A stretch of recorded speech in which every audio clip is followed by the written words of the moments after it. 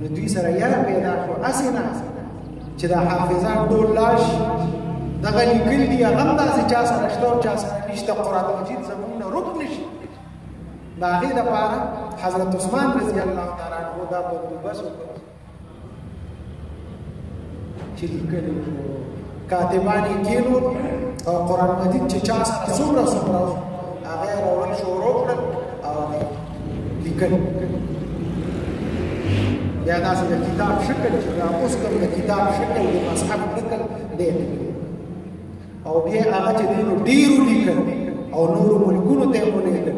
د دې وجې نه دلته جامع القرآن وایي ده دا قرآن راجمع کړی او دا ترتیب د صحابو په مشوره باندې ورکړی چې دا لومبۍ صفات ده او دا دویمه ده او دا درېیمه ده او دا څلورمه او داسې ده دا مصحف شکل د حضرت عثمان رضی الله تعالی نو دا خبره به ډېره خوښه وه چې یاره زه د قرآن تلاوت کوم هر وخت قرآن ته ناست یم او قرآن دی دا خبره مې ډېره زیاته خوښه او کوي حضرت عثمان رضی الله عنه زیاته مشغوله چې ونه هغه د قرآن تلاوت آخره کې چې باغیانو شهید کو نو قرآن ورته مخې ته پروت و تلاوت یې کو او شهید تاریخ لیکلي مدینه منوره ته باغیان راغلل حضرت عثمان رضی الله تعالی عنه یې کور کې محصور سخت حالات په مدینه منوره کې جمعه ته څوک نه شو تللی څلوېښت ورځې مسلسل د حضرت عثمان رضی الله تعالی عنه د کور نه بندیز و هیڅوک نه شو ورتلی اوبه پې بند وې خوراک پې بند وې څلوېښت ورځې هغه په کور کې په دې حالت کې تېر کړي بچو سره تر دې حده پورې باغیانو دومره سختي کوله ام حبیبه رضی الله تعالی عنها ام المؤمنین ده هغې یو ځل ځان سره خوراک واخیست پټ او روانه شوه چې یاره ورشم دا خوراک وله وروړم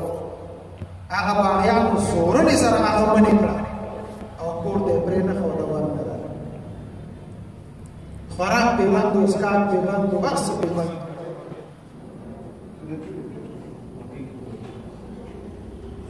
څلوېښت ورځې پس آخره حضرت عثمان رضی الله تعالی عنه د شپې خوب د جمعې شپه وه خوب یې ولید پیغمبر علیه السلام ناست دي ابوبکر صدیق او عمر هم ورسره ناست دي رضی الله تعالی عنهما پیغمبر علیه السلام ورته وایي عثمان موږ ستا په انتظار یو ته راشه دا روژه نن موږ سره ماته یو روایت دا بل روایت کې راغلی دی دا د جمعې مونځ چې دی نو دا موږ سره د جمعې په ورځ سهار چې راپاڅېد خپلې بیبي ته یې وایي زه نن به ما باغیان شهید کوي باغیان به ما وجي چونکې هغه ته پیغمبر علیه السلام مخکې پیشنګویي ورکړې وه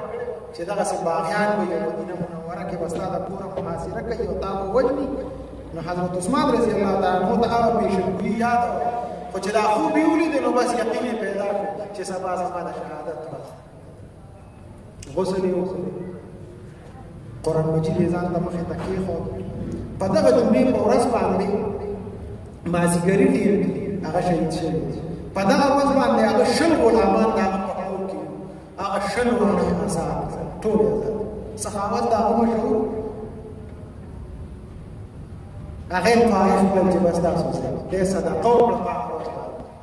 او قرآن مجید یې راواغېست ځان دې مخې ته کېښود تلاوت یې کړ باغیان په دیوال باندې راوړېدل او باغیانو شهید فسيكفيكهم الله دا قرآن مجید الفاظ دي په هغې باندې د هغه وینې ورپرېوتې هغه نن هم هغه وینې محفوظ دي او شته هغه د قرآن مجید نسخه شته دردناک د هغه شهادت دا شیعګان چې هغوی وایي حسنین او اهل بیت چې وي نو ډېر په ظلم باندې دا یقیني خبره اهل بیت چې وي هغه ډېر په ظلم باندې مسلمان خو څه چې یو انسان او هغه واقعه د کربلا ووري نو د هغه زړه کې نرمي راځي او د هغه زړه پرې خفه کېږي چې انسان مسلمان دی خو د هغې نه دردناکه واقعه هغه د حضرت عثمان رضی الله تعالی عنه د شهادت ځکه حسنین او اهل بیت خو داسې وو چې هېڅ طاقت ورسره نه بېڅوک اسلحه ورسره نشته کسان ورسره نشته یو طرف ته حکومت دی او بل طرف ته هغه غریبانان راګیر مظلوم هېڅ طاقت ورسره نه ظلم دی چې طاقت هم ورسره شته حضرت عثمان رضی الله تعالی عنه ته ملګرو وي د باغیانو مقابله به وکړو ته موږ له اجازت راکړه حضرت عثمان ورته فرمایي نه نه نه زه د پیغمبر علیه السلام په کلي کې وینه تویېدل نه غواړم چې وینه لیدل بس د هغوی ما سره معامله ده ما سره مخالفت دی او ما وجني مړوي دي خو زه په مدینه منوره کې وینه تویېدل نه غواړم ناغه سره حکومت طاقت فوجونه ورسره مقابله کولی شوه اکابر صحابه کرام موجود دي هغوی ورته وایي چې موږ مقابله کوو هغه ورته اجازه نه اوس چې یو سړي سره طاقت وي او هغه داسې په ظلم باندې مړ شي نو دا ډېر زیات ظلم دا د اهل بیت او د کربلا د واقعې نه غټه واقعه ده هغه د شیعهګانو مشهوره کړې ده ډېره زیاته چې یعنې دا ډېر زیات ظلم شوی نه غټ ظلم چې دی نو هغه د هغې نه د حضرت عثمان رضی الله تعالی عنه شهادت دی چې هغه ډېر په ظلم باندې نو غرض مې دا خبره مې دا کوله چې قرآن مجید هغه به وایي چې زه زما دا ډېره زیاته خوښه ده چې زه تلاوت کوم ټول ژوند یې قرآن سره تېر او بیا چې وفات کېده اخري مرګ هغه هم د هغه په قرآن نه پاسه شهید شوی نو یو خو مې دا خبره ډېره زیاته خوښه ده چې زه هر وخت د قرآن تلاوت کوم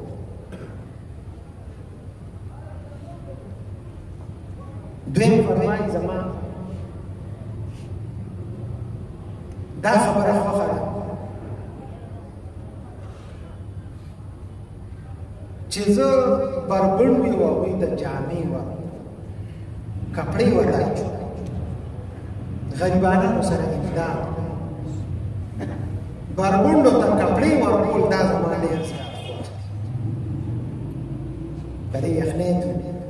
چې سړی یو فقیر وویني یو عاجز وویني یو ماشوم یتیم وویني او هغه یا یخې جامې اچولي وي صرف کپړې وي د سړي په زړه خوږي پکار دی چې یو ورشي او هغه د ګرمه ډوډۍ ګرمې کپړې هغه ته واچوي لکه د خپلو بچو هغه ځان ته رانږدې کړي او هغه د یخنۍ نه بچ کړي دا ډېر یو کار خیر دی د اجر کار دی ثواب کار دی حضرت عثمان رضی الله عنه فرمایي چې بربنډ وي او زه هغوی ته کپړې واچوم دا زما ډېره خوښه او دا خبره دا د پیغمبر علیه السلام ډېره زیاته خوښه وه نو د حضرت عثمان رضی الله عنه ډېره زیاته خوښه پیغمبر علیه السلام په دغسې یتیمانو باندې غریبانانو باندې ډېر زیات خفه کېده چې دغسې یو یتیم به یې وکته یو غریب ماشوم به یې وکته کور ته به راغی د حسنینو کپړې به یې واغوښتې او هغه به یې ورته واچوه بندوبست به یې ورته کړ پیغمبر علیه السلام ته د ډېر اهتمام په یو جنګ کې په یو غزا کې تاریخ لیکلي قیدیان ونیول شو د کافرو په قیدیانو کې سړي او ښځې وې دا د کافرو یو ښځه وه چونکې جنګ حالت قیدیان چې نیسي افراتفري وه په هغې کې یو زنانه وه د هغې ماشوم بچې وه زنانه نه چې ماشوم روک شي تاسو وګورئ هغه څومره پریشان هغه زنانه کله داسې منډې وهلې کله یې داسې وهلې قیدي وه قید کې رئیسانه وه خو دومره وه چې بچې پرې روک د لیونو په شان کې بچې پسې داسې منډې وهلې پیغمبر علیه السلام پرې ښځه پرېوتې چې ویې کتل د هغې د سر نه پټه غورځېدلې وه ساده غورځېدلې پیغمبر علیه السلام خپل څادر مبارک صحابه کرامو له ورکړ وی ورشئ او دا څادر د هغې په سر باندې واچوئ صحابه ورته ویل یا رسول الله کافره ده دا زموږ قیدي ده کافره ده پیغمبر علیه السلام ورته وفرمایل که کافر هم ده د چا لوټ خو ده کوي ورشي زمانه صادر دغه باندې واچ د پیغمبر علیه السلام خپل صادر مبارک هغه کافر د ورکو دغه مسار باندې واچ پیغمبر علیه السلام په دې ډیر زیات خیال ساتل داسې قیدیان داسې غریبانه کوم قیدیان چې برال دا موږ کپړې باندې یا مشلیدلې یا چې نو کمې صحابه د شابه دي له کپړې و خپل کپړې به ولا ورکو صحابه نه به اختیار به خو هغه د کپړې اچو چې دوی یخنیم نشي د دوی ګرمۍ نه بچي د یخنۍ نه بچي خوراک خپل کور کې به خوراک نه کو او دا قیدیانو لګي ورکو اسنه چې پیل نه پاتې تاسو ګورئ دا انساني عالم بردار د انسانيت عالم بردار وګورئ چې دا غټه دعوی تاسو ګورئ د قیدونو جنونو چې دوی مسلمانانو سره څومره ظلمونه هغه ظلمونه انسان په خلی نشي او دوی د انسانيت عالم بردار نه اسلام چې دا عالم بردار د امن د خلکو د حقوقو د انسانیت د حقوقو اسلام عالم بردار اسلام پیغمبر علیه السلام چې مجاهدین تل جهاد ته یو ځای ته ورغلل پیغمبر علیه السلام فرمایي صحابه کرام خیال کوي د دوی فصلونو ته نقصان نه رسوي د دوی باغونو ته نقصان نه رسوي د دوی بوډاګانو ته نقصان نه رسوي د دوی ماشومانو ته نقصان نه رسوي د دوی بیمارانو ته نقصان نه رسوي کوم ځوانان چې د دوی دی هغه موږ ته مخامخ نه راځي جنګ نه کوي خیال کوي چې هغوی ته نقصان نه رسوي د دوی عبادت خواهان ګامونه چې دی هغې خیال وساتئ هسې نه د دوی عبادت خانې ته نقصان پیغمبر علیه السلام په دومره خیال ساتي چې چا به ورسره جنګ نه کوي ځوان به هغه ته به یې مسئله چې ته راسره جنګ نه کوې موږ جنګ نه کوو اسلام چې دی نو دا امن درس ورکوي اسلام چې دی نو دا د ورورولۍ درس ورکوي اسلام کې رحم دی کافرو کې رحم نشته نو حضرت عثمان رضی الله تعالی عنہ فرمایي یا رسول الله یو خو مې دا خوښه ده چې زه د قرآن تلاوت کوم او دویم مې دا خوښه ده چې بربنډ وي او زما ته کپړې نه دا مې ډېره زیاته خوښه دریم یې وفرمایل حضرت عثمان رضی الله تعالی عنہ یا رسول الله صلی الله علیه وسلم چې اوږې تږي وي او زه وله روټۍ ورکوم دا مې ډېره زیاته خوښه ده غریبانانو سره امداد کوم اوږو تږو له روټۍ ورکوم حضرت عثمان رضی الله تعالی عنہ سخاوت چې دی نو دا مشهور عثمان غنی رضی الله غنی مالدار الله ولا مال ډېر ورکړ او زړه یې ورکړ پیغمبر علیه السلام یو ځل د اختر منزله چې منزله له کوره روان حضرت عائشہ رضی الله تعالی عنها ول आवाज ورکړ یا رسول الله صلی الله علیه وسلم د اختر ورځ لکه خرچه را لرا د اختر ورځ ده دا کونډې رنډې یتیمان غریبانان دا به اوس راځي نو چې هغوی له څه پاخه کړو هغوی خو په دې نیت به راځي چې دلته به څوک د اختر ورځ ده پیغمبر علیه السلام کره به څه وي نو چې زه هغوی له څه تیار کړم نو چې هغوی راشي بېنوا لاړ شي پیغمبر علیه السلام د ودرېد حضرت عایشې ته یې مخ کړې وې عایشې ما سره خو اسم نشته بس د کور وکتله چې څونه پیغمبر علیه السلام د اختر لمونځ د اختر لمانځه نه چې واپس راغی دسترخوان لګېدلی دی کونډې رنډې یتیمان غریبانان دا ټول لګیا دي او خوراک کوي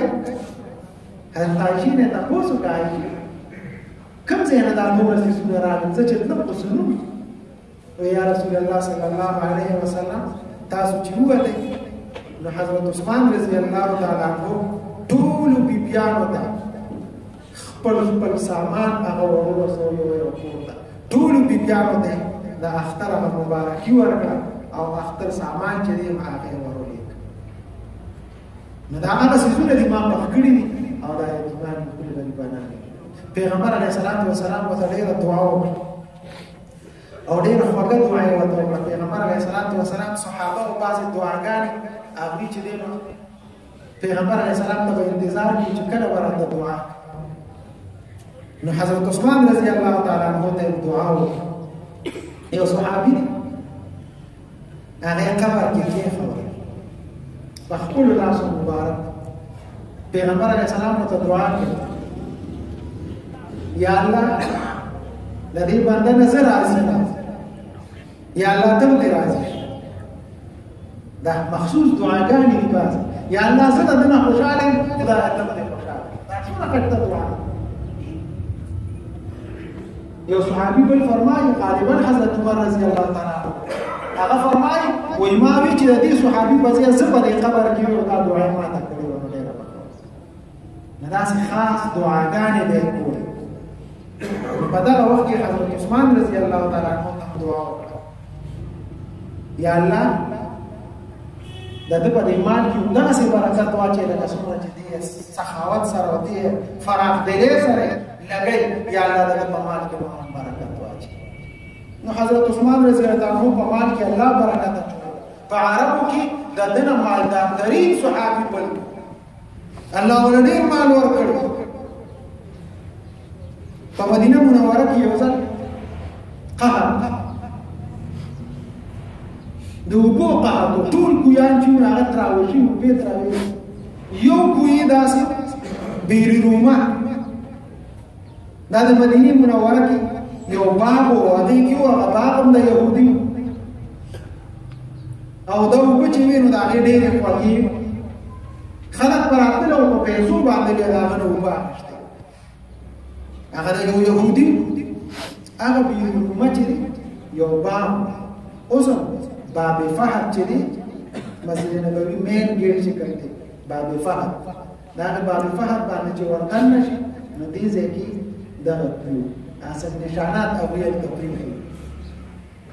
هغه پیو مسجد نبوي کې دنه راغلي پیو نشته خدا غزي به روما با قدرو باب د يهودي نو دا نه وانهشته پښل زره روپے باندې پښل زره درهم باندې راځي هغه يهودي ولا نه وره هغه ته دا پیرا باندې راخص هغه ته دا زموږ د آمدن ذریعہ ده پیسې په ګټه نو حضرت عثمان رضی الله عنه یو چل هغه يهودي ته وایي چې ټول را باندې نه راخص نو نیم را باندې راخص وګوره مسلمان د الله عقل حضرت عثمان رضی الله عنه ډیر ذهین سره کافر عقل نه دا عقل اخلاص حضرت عثمان رضی الله عنه وتوی نیم پیرا باندې راخص وی ډیر ته نیم باندې راخص په شل زره درهم باندې نیم پیوا اوس د نیم پیس صورت دا غیدا صورت چې یو ورځ به ته وب خرڅه او په بل ورځ به موږ چې دی نو دا مفت تقسیم به دا زما کار دي چې څه کو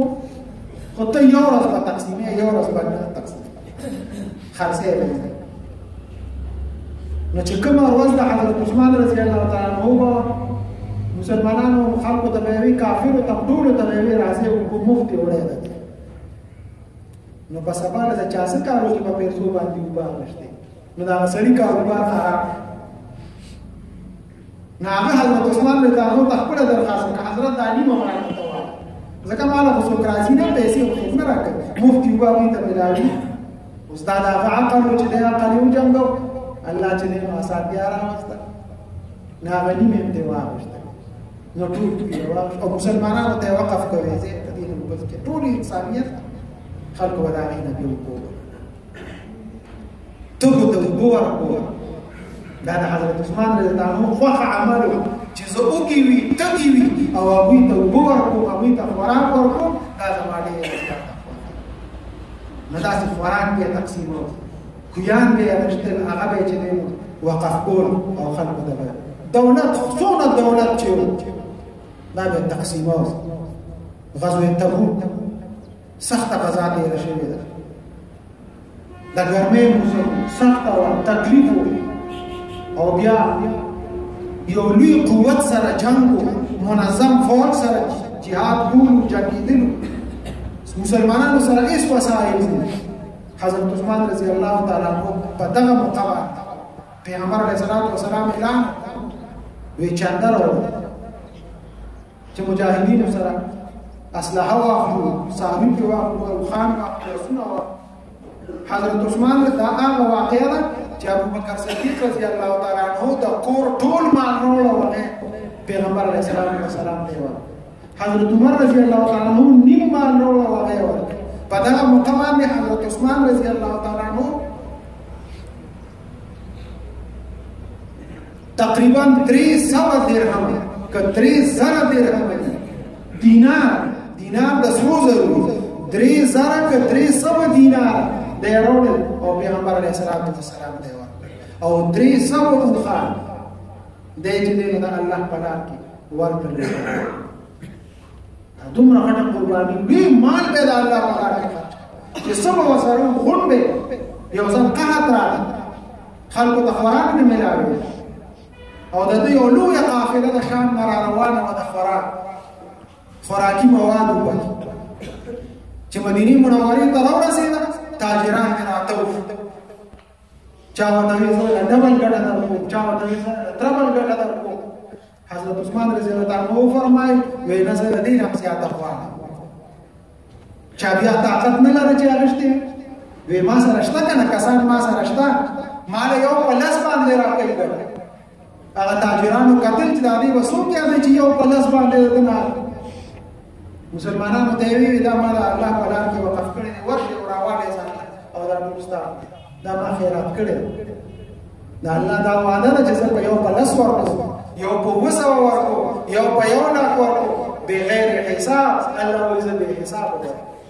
هغه ټول لویه قافله د خوراکي مواد هغه هم د الله کې دا د مسخاوت وګي به معلوم تګونه به ورکول مجاهدین سره به امداد کوم روندو یتیمانو سره به امداد دا د نو پیغمبر علیه السلام ته مجلس کې پاسي یا رسول الله صلی الله علیه وسلم ستاسو ته درې سيزونه خوښ دي زمان 3 سيزونه خوښ دي یو مې د قران تلاوت ډیر زیات خوښ دي چې هر وخت قران مجید تلاوت کو او دویم مې دا خوښ چې بربندو له جامې ورکو کپڑے ولا ورکو دا مې ډیر زیات خوښ او وګتو ګولا خوراک ورکو